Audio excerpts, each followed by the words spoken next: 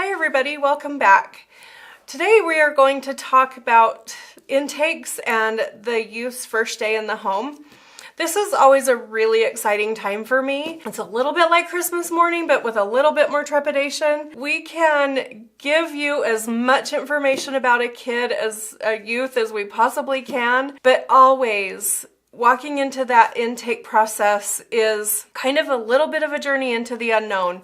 We often say that you can read about a child on paper and they seem wonderful and great and awesome, and then you go to the intake and they're not anything like you thought that they were. Sometimes the opposite is true. You'll look at a child and think, oh my goodness, am I really going to be able to help this kid? There's so many problems and I'm scared and I'm nervous and I just don't know what to do. They look really daunting on paper, and then you get them into your home and you think, I don't know what in the world those people were thinking. This is the greatest kid I've ever worked with. And that's very much what it's like when you decide to take foster children into your home.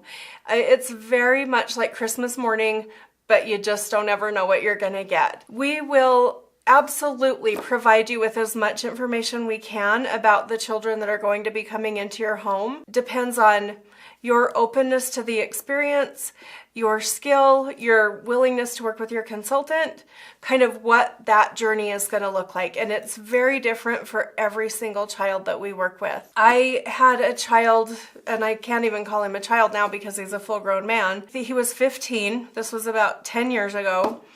And he was one of those dressed in all black kids. He had on 2 dog collars that had spikes on them, spiked wristlets on his wrists. He had the most unusual haircut I have literally ever seen. He had shaved the entire top of his head, and then the back of his hair was long, so it was nothing I had ever seen before. In the intake, he indicated to myself and the family that he worshiped Satan, that he was a vampire, that he hated everyone, and that no one was ever going to help him or change him, make him go to school, or make him change his views on the world. The family was pretty inexperienced, to tell you the truth, and their eyes were probably this big, and we stepped out into the hall, and they said, we do not think we can take this boy home. This is just too scary for us. We were kind of the last resort for this young man.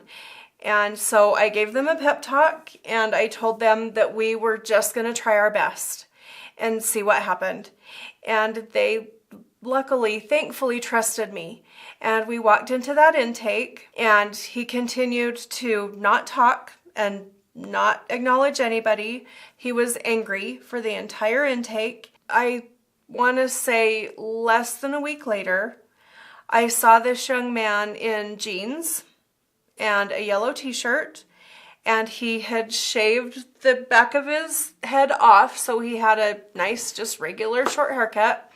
He had taken off all of his bands and all of his piercings. And this is not to say that the family changed him from the person that he was. Come to find out, this young man had been being abused by his stepfather, and the only way that he had power over his environment was to say that he hated pretty much everything. The family did help him with some of the scarier aspects of his dress initially, but this poor kid was really just trying to protect himself from the abuse that he was suffering at home. I mean, I tell these stories and really to help paint the picture. Our kids will put out all kinds of different vibes to us, right? They're trying to get us to perceive them in a certain way. And so many times that is really just a mask to hide the pain that they're feeling and the fear of the unknown. I'm not going to sugarcoat this in any way. We deal with some pretty hard kids at times, and this young man still had a pretty tough row to hoe. He had a lot of work to do. He had really suffered a lot, and the family, it was not easy street, but I can tell you that this young man was not the person that he was trying to get the world to see him as. He was so much more afraid of us than we should have been of him. He was really just afraid of everything. The intake process is an educational process. It is definitely a journey that you have to step into with an open mind. And so this class is really just to help you understand the logistics of the process. And you will go through several intakes before you really feel comfortable with them. This is just our attempt to help you understand a little bit about what you're going to experience and what the youth is going to experience through that intake process. As a foster parent, you always have the ability to say yes or no to a child. With that said, you kind of don't ever really know what you're gonna get. And so being prepared for that and being comfortable and feeling confident in your abilities will go a long way in helping you walk into any intake with the self-assurance that you need, that you can handle any child that walks through your door. Oftentimes, they're much, much easier than they try to make you think they're going to be at the intake. Once you become trained and licensed at Utah Youth Village, you will receive a call from our intake coordinator. And that call happens after she gets information about a child needing placement. So she will call you after she's gathered as much information about the child as she can.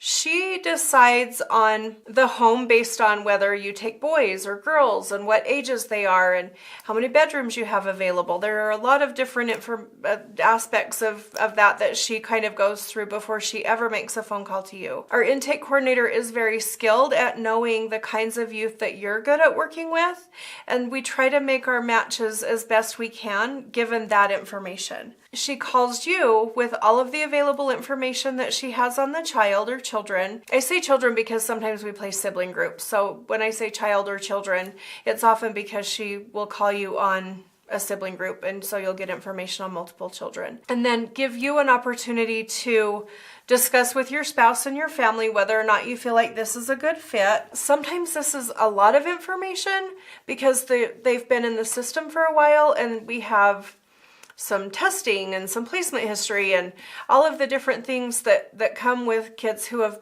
unfortunately been through the system. But if it's a child who's just recently come into the DCFS or foster care system, then sometimes we don't know a lot about these kids. And they will always be screened for what we call exclusionary criteria, or criteria that would make them inappropriate for our program. And so you'll always be given that information. But other than that, there are some things we just don't know. For example, if they're on grade level, if they get along well with animals, sometimes we know that information and sometimes we don't. So and again, you will be able to say, we have 3 dogs, and so we can't have kids that are mean to animals. And if we don't know that, then we will either make you aware of that we don't know that information, or we will ask to develop a safety plan so that we can make sure that they can be safe with your pets until we know for sure that they can. So aspects of those kinds of placements, or the things that we don't know, can be handled through the intake process. It is important when you're deciding on taking a child that you do so quickly. And I know that this sounds a little bit unfair because it's a big decision to invite a child to your home or not. Unfortunately, what happens if youth are not placed, then they end up in shelter for extended periods of time and often are placed in less than ideal circumstances because the state has a responsibility not to keep kids in shelter. It isn't a family. It's just not. It's kind of a boarding facility, for lack of a better term, where they have to stay while they're waiting for a placement. So we always ask that you make those decisions as quickly as possible. Within the same day would be ideal, with the understanding that we won't ever try to place a child in your home that we don't feel is appropriate. So there is definitely a certain level of trust that has to exist between our intake coordinator, your consultant, and your family, because we have to trust each other that we would not place a child in your home that we didn't feel you were capable of working with. But making that determination as quickly as possible is really helpful. As I mentioned before, 80% of youth who need a home aren't placed, and then they end up spending a lot of time in shelter. So we highly advocate for youth placement because it's just the best for the kids. So there are different things that you can do to make that child's introduction into your family most helpful.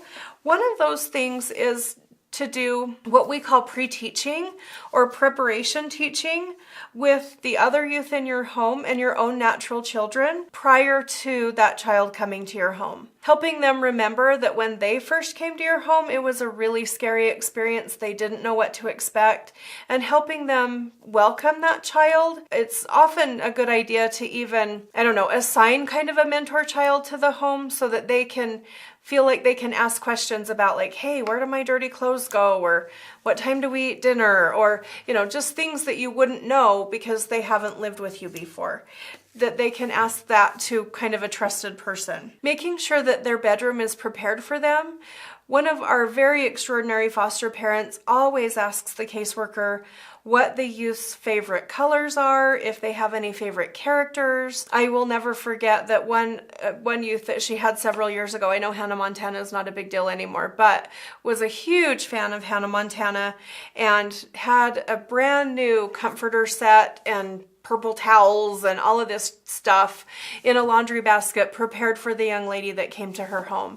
And for every single child that comes to her home, she has this same kind of a welcome package. I'm not saying that that's a requirement, but it's just something that this foster mom does that really helps set the stage for success and a welcoming environment and a good relationship with the young ladies that she works with. Again, you will have as much information as we can possibly give you prior to the intake. So if you know that a child wets the bed, for example, making sure that the mattress is prepared with, a cover so that they don't ruin your mattress on their first day, and clean, an extra set of clean pajamas, and just different things to kind of help prepare them. If you know that they hate change and are just going to struggle for the first several days, maybe have a more low-key routine set up for the first couple of days so that they can start to feel safe and comfortable in your home. In some cases that's going to be possible, and in other cases it's not, and that's really okay. My advice is just do whatever you can to make it as welcoming as possible. You will be very shortly after the intake wanting to get your youth into school. So making sure that you have good contact information for the school personnel if they have special educational needs, kind of setting up those meetings ahead of time. Having good contact with the caseworker so that if an intake at the school is necessary, you know when their open times are to set up those meetings. All of those kind of professional preparatory kind of things that we've already discussed in other classes are really key to making the intake go smoothly. If you can be aware of any of their favorite foods, or if they have a favorite kind of toothpaste or favorite movies, if you can get that information prior to their intake, again, having that stuff available or planning to do something that they really enjoy the first couple of days helps them understand that you're not only invested in their treatment, but in them as a person. And that makes a huge difference. As we talk about walking into the intake meeting, there are a couple of things to keep in mind. Often it occurs at the Utah Youth Village office, or if it's in one of the outlying areas, sometimes it will happen at the family's home. If it's done at your home, for example, helping the people who are coming feel welcome, offering them a drink, seeing if they need to use the restroom prior to the intake, all of that kind of fun stuff that you would just do with any guest that's visiting your home. Often the people who attend the intake will be the consultant and then the caseworker. If the family is involved, then they will be there, and then of course the youth is always present. The consultant typically reviews all of the paperwork that's required, and this includes the youth rights, the agreement to place, the code of conduct, and there's also a youth rights grievance procedure. This is important because there are certain things that we will never take away from the youth that are placed with us. Those are considered youth rights. And then we have a grievance procedure that they can follow if for some reason those rights are violated. So for example, if they're Catholic and they're not allowed to go to worship services for their religion, then that would be a youth rights violation. And so they have a procedure or a process for how to remedy that. Again, this is paperwork, and these are things that you will be made much more aware of as we move forward, but these are just things that are typically covered at the intake meeting. The caseworker will cover the child's permanency plan. If it's reunification, then they will often make arrangements for a visitation plan and phone calls with the family. And then in that respect, it's just important that you accommodate the visitation plan to the best of your ability. The youth is often really scared and really quiet, pretty withdrawn during these meetings. So it's important that you give them an opportunity to ask questions and that you address them as much as possible during the meeting. It's pretty typical that they won't want to answer a lot of questions, but just showing them the respect of turning to them, asking what they want, what they like, if they understand the things that you're talking about. It shows a lot, again, of that just respect for them as a person that isn't typical in child welfare. Often in these kinds of formal meetings, kids can be talked about like they're not even there. They're sitting in the room, in a chair, at the table, and they're not addressed.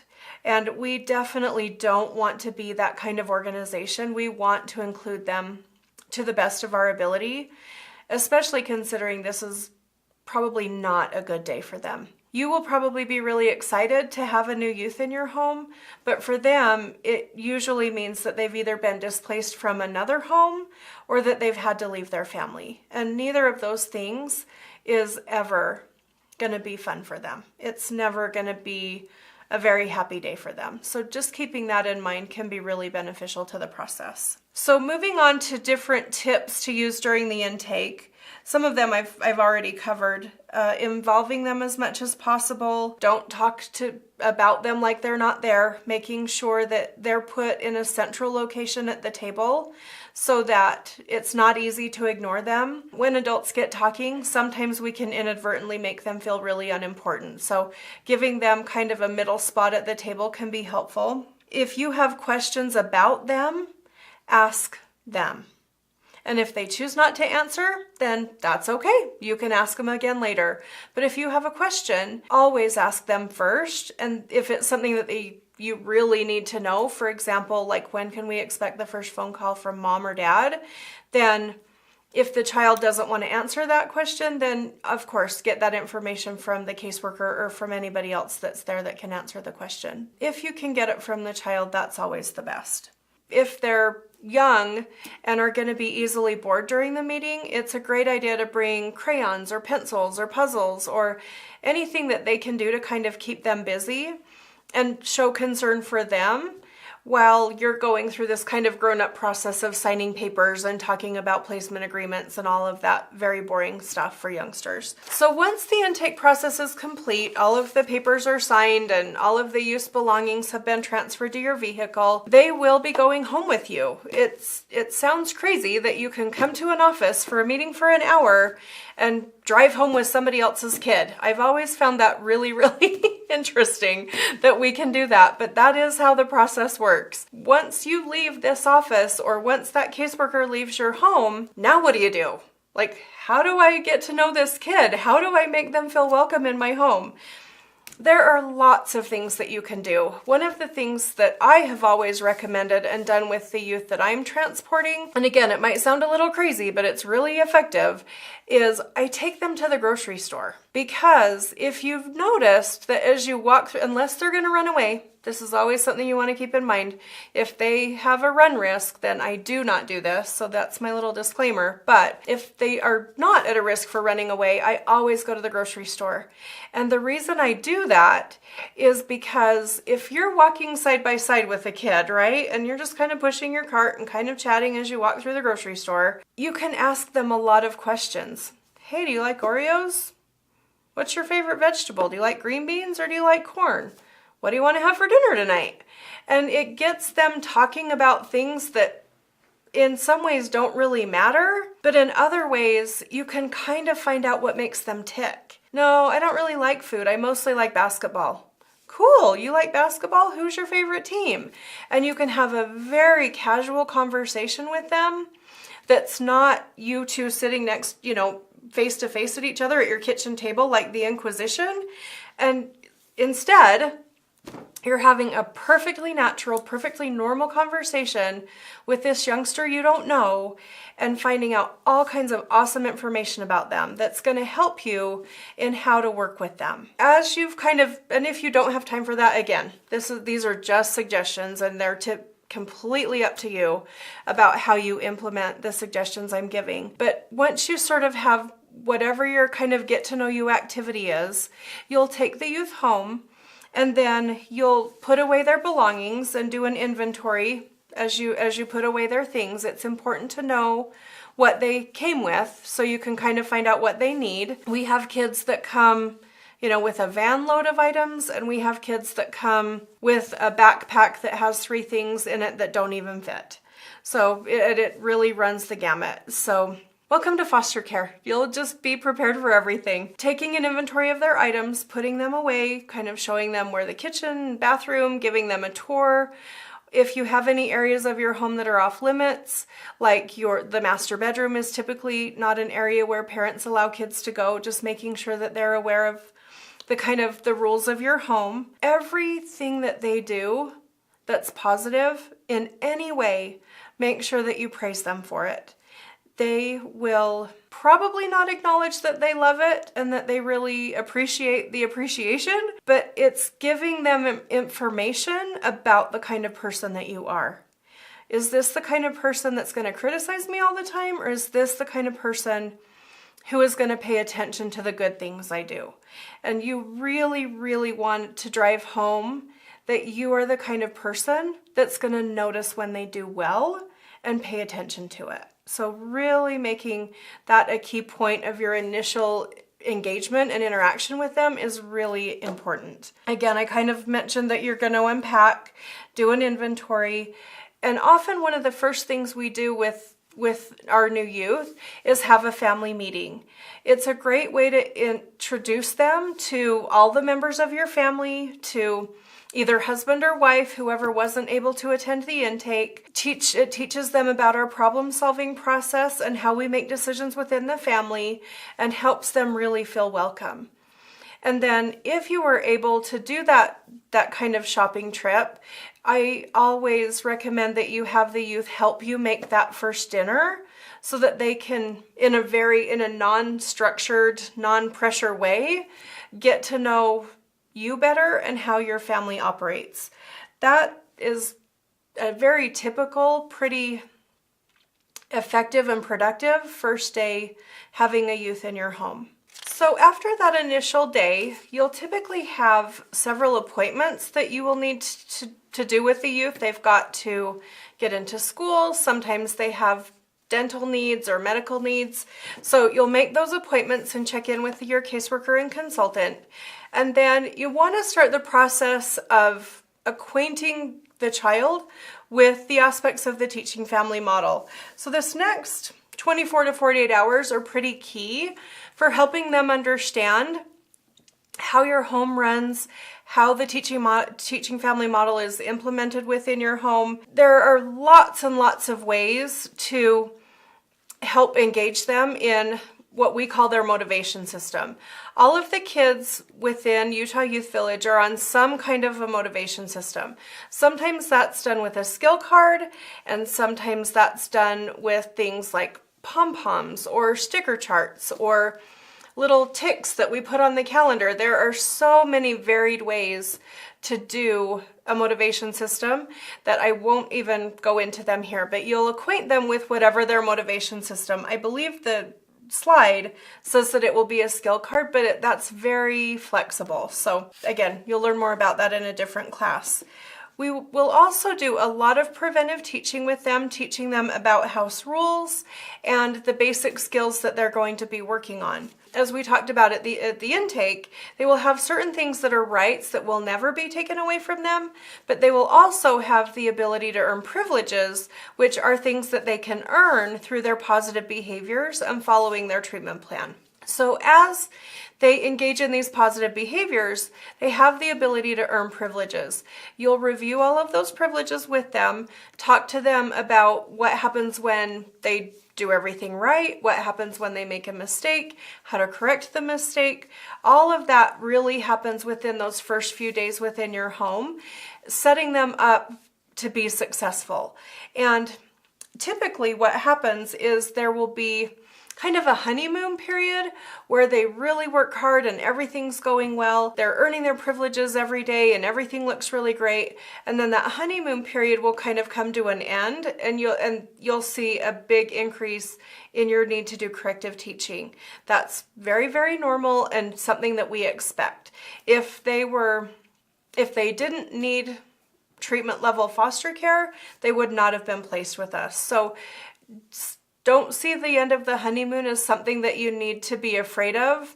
We anticipate it, we expect it, it's going to be a normal process of them becoming more comfortable in your home. That actually feeds into the very last bullet point of this slide, which is making sure that you do at least one corrective teaching interaction every day, because during the honeymoon period, it can be really difficult to think of what to correct. They're doing so great. They're where they're supposed to be, when they're supposed to be there, they're helpful, they take turns, they do all of this great stuff, and you're thinking, I don't even know why this kid is in my home, they're so awesome. It's really important to practice at least one corrective teaching interaction every day, because when that honeymoon ends, they have to be accustomed to losing some privileges or losing some points if they're on a point-based skill card. Otherwise, they're going to perceive that you're being really unfair and punitive with them if they've never lost anything before. It can kind of be like really tragic for them because they have this tendency to think they're either perfect or they're a complete failure.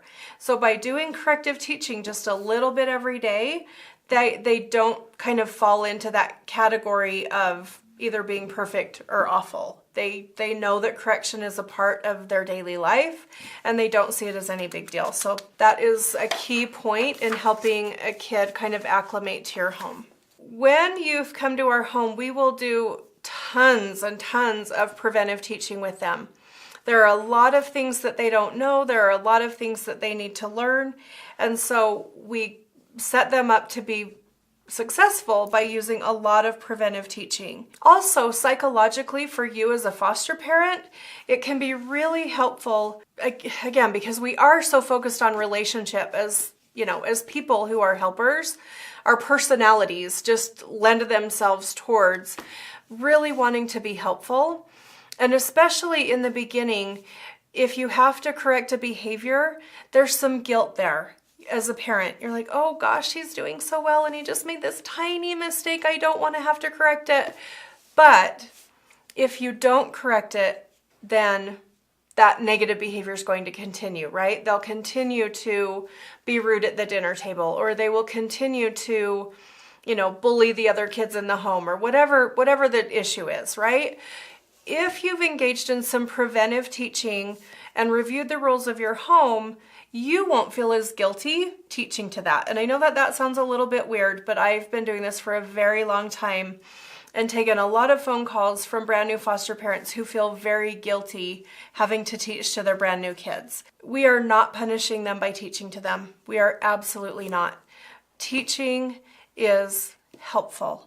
And it's okay to make a mistake. We are all human and we all make mistakes, and that's what teaching is. Really, really common as a new foster parent to shy away a little bit from that teaching, but it will become your very best friend. At this point, you're just going to have to trust me on that, and then as you get youth in your home, you'll get more faith in using the teaching, and it will become one of your biggest tools in your arsenal for helping kids. Making sure that you're not afraid to correct a behavior, and you're not afraid to praise the behavior.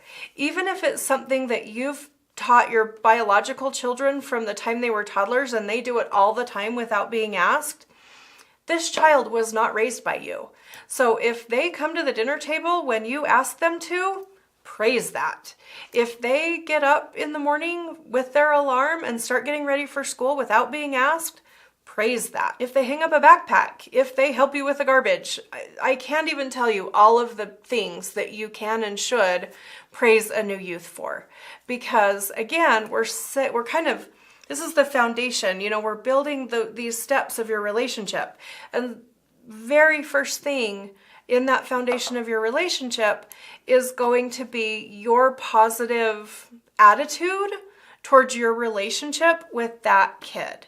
And so if you can set that foundation for a positive relationship, all of your other interactions with them are going to be built on that positive foundation. So I cannot stress enough how important it is to really continually praise a new youth in your home, because they need it. They're going to be thirsty for it. They will see you as more positively, and you will see them more positively.